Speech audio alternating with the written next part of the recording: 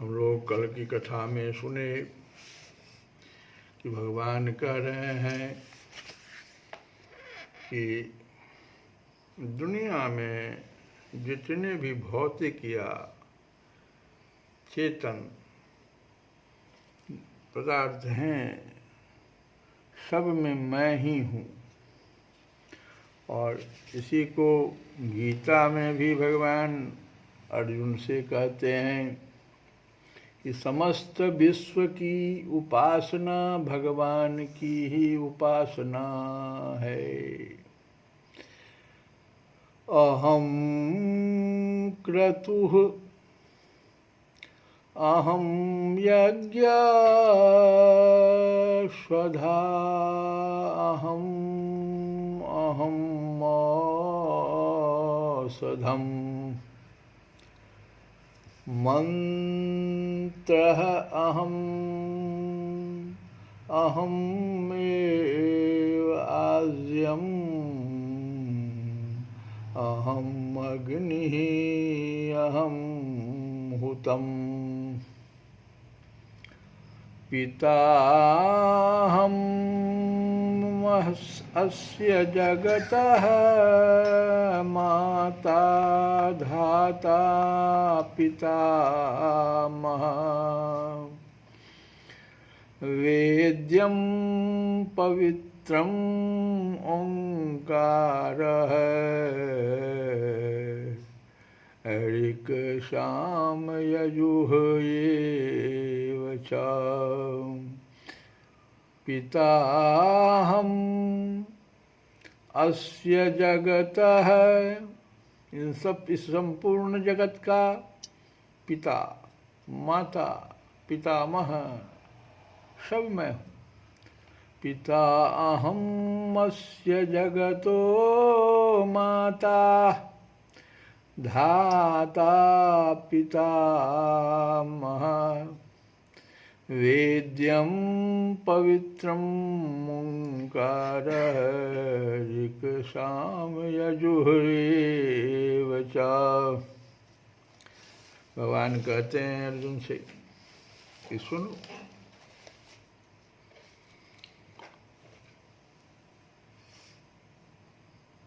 देवताओं और पितरों के उद्देश्य से किए जाने वाले जितने भी श्रौत या स्मार्त कर्म हैं,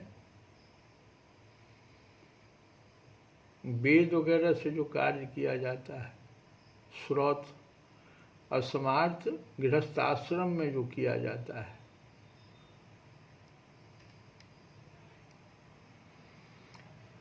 ये सभी कर्म और उनके साधन सब मैं ही हूँ। और श्रौत कर्म को कर्तु कहते हैं। भगवान कहते हैं ना, अहम कर्तु। कर्तु मतलब हुआ क्या? श्रौत कर्म को क्रतु, कर्तु नहीं क्रतु।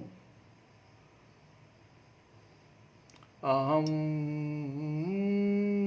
क्रतु अहम यज्ञ।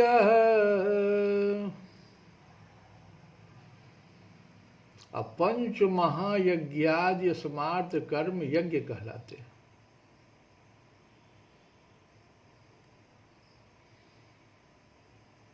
स्वधा अहम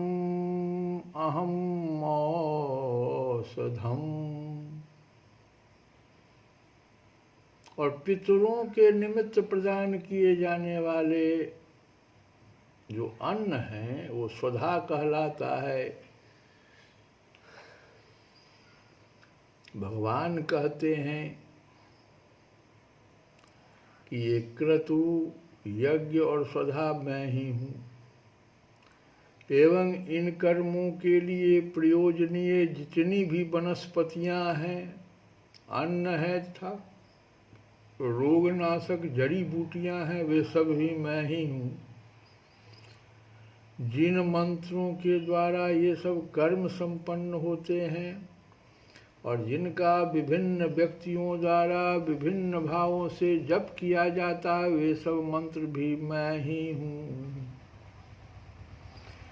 मंत्र अहम एव आज्यम अहम अग्निः अहम हुतम्।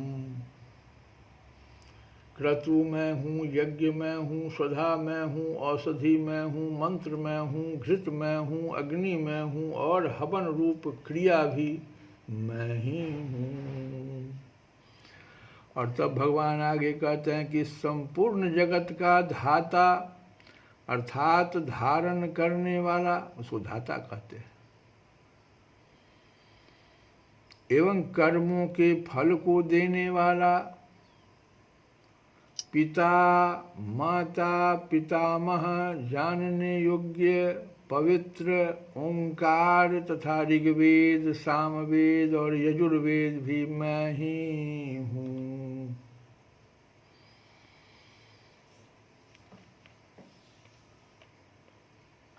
यह समस्त विश्व जो है, जगत है, भगवान से ही उत्पन्न हुआ है। भगवान ही इसके महाकारण है। इसलिए भगवान ने अपने को इसका पिता माता कहा है। भगवान अपने एक अंश से इस समस्त जगत को धारण किए हुए हैं एवं वे ही सब प्रकार के कर्म फलों का यथा योग्य विधान करते हैं। इसीलिए उन्होंने अपने को इसका धाता कहा है। और जिन ब्रह्मा आदि प्रजापतियों से सृष्टि की रचना होती है उनको भी उत्पन्न करने वाले भगवान ही हैं। इसलिए उन्होंने अपने को पितामह भी कहा। आगे भगवान कहते हैं वेद्यम पवित्रम ओंकार। वेद्यम का अर्थ क्या है? वेद्यम यहाँ जानने योग्य वस्तु को वेद्य कहते हैं। समस्त वेदों के द्वारा जानने योग्य परम तत्व एकमात्र भगवान ही तो हैं। इसलिए भगवान ने अपने को वेद्यम कहा है। और पवित्रम, स्वयं भगवान विशुद्ध पवित्र, सबों को, दूसरों के पाप को नाश करने वाले भगवान परम पवित्र है। भगवान के दर्शन, भाषण और स्मरण से मनुष्य परम पवित्र हो जाता है।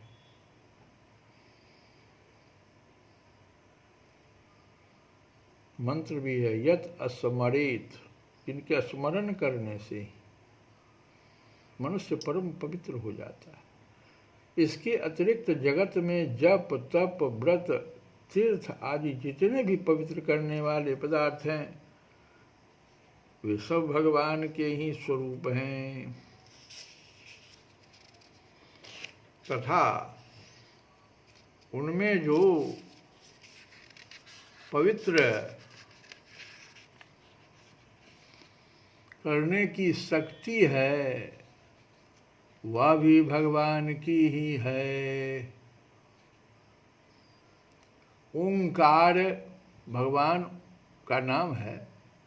इसी को प्रणव भी कहते हैं। इसे ब्रह्म बतलाया गया है।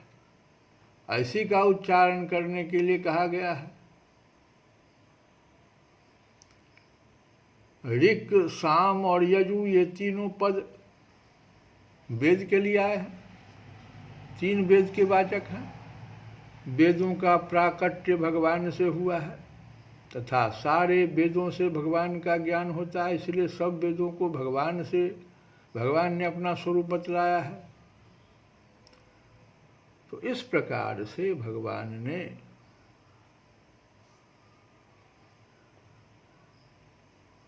अपने को ही सब कुछ बताया, जो कि हम लोग कल की कथा में भी सुने थे। और तुलसी बाबा के विनय पत्रिका से हम लोग एक भजन गाए। हे हरि